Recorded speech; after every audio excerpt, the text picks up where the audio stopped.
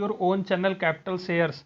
तो हर्षा इंजीनियरिंग का जो शेयर है वो अच्छे खासे प्रीमियम प्राइस पे लिस्टेड हुआ था, बट अभी आपको पता है कि जो है मार्केट में करेक्शन है, उस करेक्शन के बाद कहीं ना कहीं उसमें गिरावट नज़र आई है।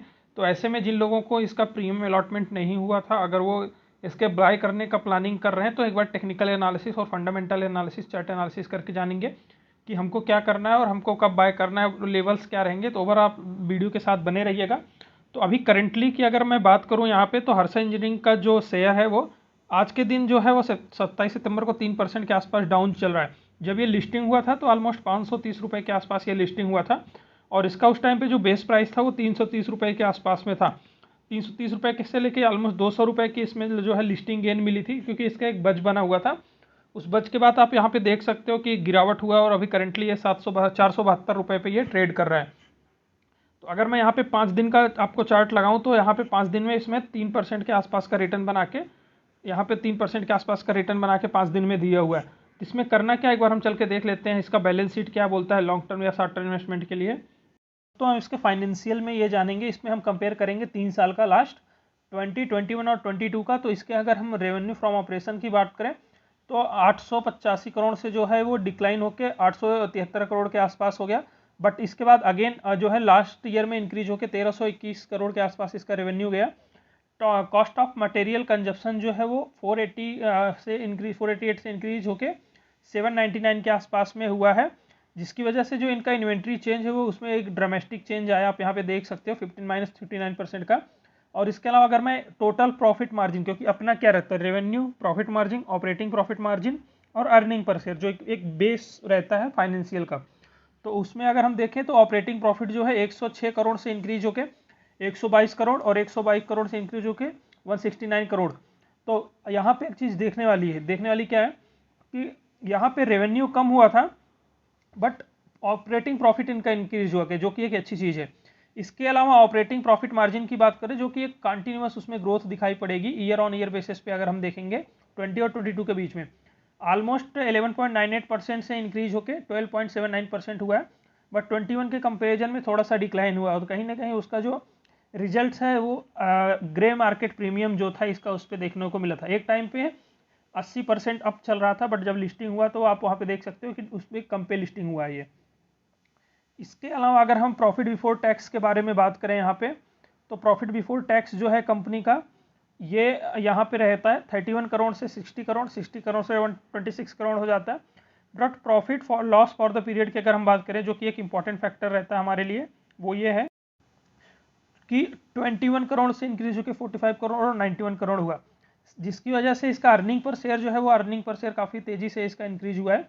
2.3 से अर्निंग इंक्रीज होके यहाँ पे 4.9 और 4.9 से इंक्रीज होके 10 पे गया हुआ है, जो कि एक अच्छी चीज़ है। अगर मैं इसके ROE और की बात कर लूँ तो नेट प्रॉफिट मार्जिन जो है वो कंपनी ने यहाँ पे मेंटेन रखा हुआ है। तो 2.3 से जो है इंक्रीज होके 6.8 विद इन 2 ईयर में, और ईयर बेसिस पे 5.1 से इंक्रीज होके 6.8। ROE की बात करें तो ROE जो कि बहुत ही तेज़ी से ग्रोथ हुआ है, 5.66 से इंक्रीज होकर 10.54 और 10.54 से इंक्रीज होकर 17.47 का। तो कहीं ना कहीं ये रीजन था कि शेयर जो है एक अच्छा मोमेंटम, बट हमारे लिए क्या है, हमारे लिए इंपॉर्टेंट ये है कि हमें ये देखना है कि हम इसको बाय कब कर सकते हैं। मेरे हिसाब से जब तक बाउंस बैक नहीं आता है शेयर्स में, अभी आज के दिन पे जो है वो निफ्टी बहुत ही तेज़ी से वीक चल रहा है। अगर मैं निफ्टी के बारे में बात करूं तो 950 के आसपास अभी ये करेंटली ट्रेड करेगा, और इस वीक में भी मोमेंटम जारी रह सकता है, वीक मोमेंटम इस वीक में भी जारी रह सकता है। मेरे हिसाब से थोड़ा वेट कर लीजिए आप, जब इसका एक्यूमुलेशन फेज आएगा, एक्यूमुलेशन फेज के आप बाय करिए, और उसके बाद वहाँ से आपको एक ग्रोथ मिलेगा, क्योंकि ऑलरेडी शेयर जो है अच्छे खासे पे जंप हुआ और कहीं ना कहीं वो डिक्लाइन होगा। चाहे हमने पेटीएम का शेयर देखा, चाहे हमने जोमेटो देखा, चाहे हमने नायका देखा, चाहे हमने जो है दूसरे मेट्रो बैंड्स वगैरह करके देखे, जो अभी मोमेंटम दिखा रहा है। मेट्रो बैंड का भी जो शेयर है वो भी कहीं ना कहीं डिक्लाइन हुआ था, बट अभी वो 52 वीक हाई पे चल रहा है।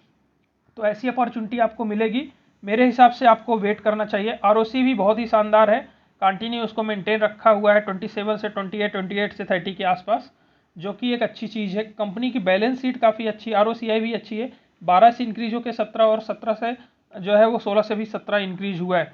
तो कहीं ना कहीं कंपनी काफ़ी अच्छी है, और यही रीज़न है कि आपको अगर मैं इसके पीयर्स कंपनी के बारे में बात करूँ तो इसका जो पीयर्स है वो कहीं ना कहीं टिमकेन आपको दिखता है, एसकेएफ इंडिया जो कि हम लोग जानते हैं, और रोलेक्स रिंग जो कि कहीं ना कहीं करंट मार्केट प्रीमियम में अगर आप देखोगे तो इसके कंपेयर में 470 के आसपास इसका चल रहा है अभी।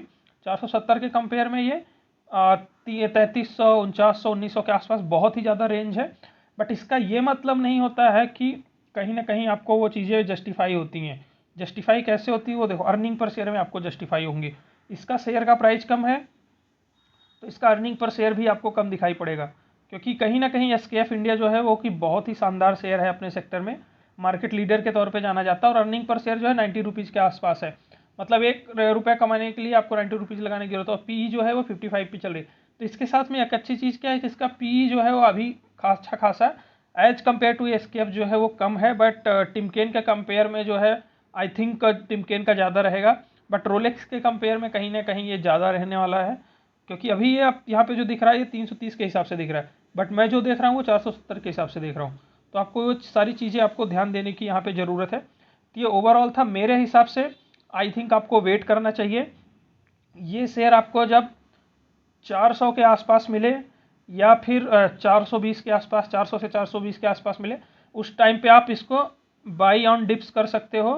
बाई ऑन डिप्स उस टाइम पे आप करोगे तो कहीं ना कहीं आपको एक अच्छा खासा प्रॉफिट लॉन्ग टर्म के लिए बना के देगा। अभी ये जो शेयर है अभी जस्ट ही इसका लिस्टिंग हुआ है, इसकी वजह से